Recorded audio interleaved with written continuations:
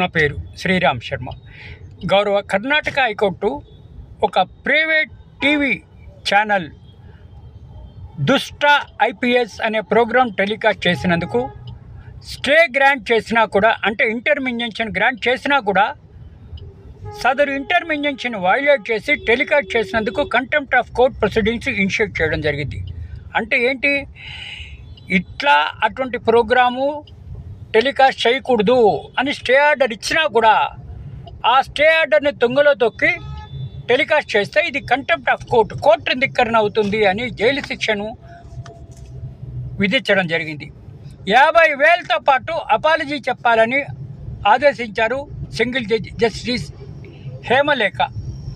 3 నెలల జైలు శిక్ష నుంచి ఆయన రిక్వెస్ట్ చేసి తప్పైపోయిందే అని కాళ్ళు పట్టుకుని అందరి ముందు అడిగితే ఒక్కరోజు జైలు శిక్ష వేసి ఈ విధంగా డబ్బులు కట్టాలి అని ఇంకొక వార్నింగ్ కూడా ఇవ్వడం జరిగింది. ఇంకా భవిష్యత్తులో ఇటువంటి ప్రోగ్రామ్స్ చేయకూడదు, కంటెంప్ట్ చేయకూడదు, కోర్టు ధిక్కరణ కార్యక్రమాలు చేయకూడదు, స్టే ఉన్నా కూడా జాగ్రత్తగా ఆలోచించి ఇటువంటి ప్రోగ్రామ్ చేయకూడదు అని అండర్టేకింగ్ ఇవ్వమని చెప్పి ఈ విధంగా కంటెంప్ట్ ఆఫ్ కోర్టు 3 నెలల నుంచి ఒక్కరోజుకు చేసి 50,000 ఫైన్ కట్టాలి అని ఈ విధంగా చేయడం జరిగింది. అంటే దీని అర్థం ఏంటి, ఏ కోర్టు అయినా సరే ఏదైనా సరే టెలికాస్ట్ చేయొద్దు అని ఇంజంక్షన్ ఇచ్చినా, స్టే ఇచ్చినా దాన్ని ధిక్కరిస్తే పర్యవసనాలు ఇదే విధంగా ఉంటాయి. ఈ న్యాయమూర్తి గారు కొంచెం జాగ్రత్తగా సిన్సియర్ కాబట్టి జైలు శిక్షని మాఫ్ చేశారు.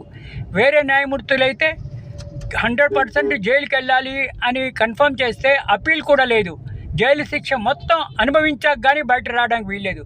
కాబట్టి ఈ టీవీ ఛానళ్ళు కానీ యూట్యూబ్ ఛానళ్ళు కానీ స్టే ఉంటే దాని జోలికి వెళ్ళొద్దు అని దీని ద్వారా మనకి తెలుస్తోంది.